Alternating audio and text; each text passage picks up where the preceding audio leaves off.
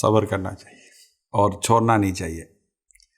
اللہ پاک کی مرضی ہے، اور جب اللہ پاک کو منظور ہوگا تب انشاءاللہ تعالی یہ چیزیں اثر بھی لائیں گی.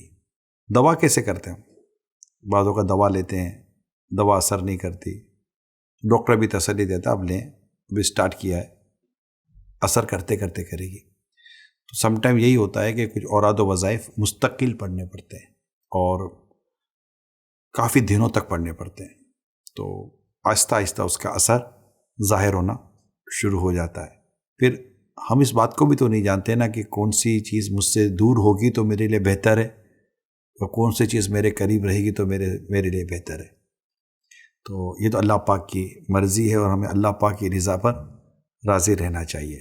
یہ تو ایک پہلو ہے. دوسرا پہلو یہ بھی ہوتا ہے کہ بعض اوقات ہم پڑھتے صحیح نہیں ہیں، ہمارے پڑھنے کا انداز درست نہیں ہوتا. میں اس کو میڈیسن سے مثال دوں کہ آپ کو میڈیسن بھی باقاعدہ ایک طریقہ کار کے تحت دی جاتی ہے. ناشتے سے پہلے یہ ہے تو ناشتے کے بعد یہ ہے تو 2 گھنٹے کے بعد یہ ہے تو آدھی گولی یہ ہے. اب اس کو اس کی ترتیب کے ساتھ لیتے ہیں. اب اس کی ترتیب بدل دیں گے تو ڈیفینیٹلی اس کی اثرات میں بھی تبدیلی آ جائے گی. اوراد و وظائف کا بھی اسی طرح کا ایک انداز ہوتا ہے، کتنا پڑھنا ہے، کب پڑھنا ہے، پھر درست پڑھنا ہے، مخارج کے ساتھ پڑھنا ہے، تجوید کے ساتھ پڑھنا ہے. اس میں قرآنی آیات بھی ہوتی ہیں، حدیثوں میں بھی یہ اوراد و وظائف بیان ہوتے ہیں، بزرگوں سے بھی اوراد و وظائف بیان کیے گئے ہوتے ہیں. تاہم درست پڑھیں اور اللہ کی رضا پر راضی رہیں. پڑھنا ہرگز نہ چھوڑیں، پڑھتے رہا کریں.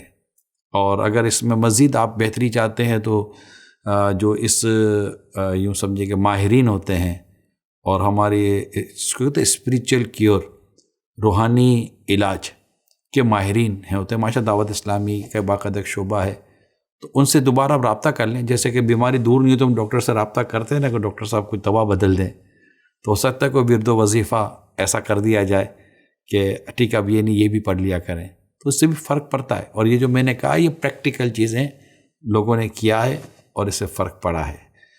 چھوڑنا نہیں چاہیے، پڑھتے ہی رہنا چاہیے. میرے امیر سنت سے جب مردوں کے وظیفے کے بارے میں سوال کیا گیا کہ مرد کا سب سے بڑا وظیفہ کون سا ہے، تو آپ نے فرمایا جماعت کے ساتھ نماز پڑھنا.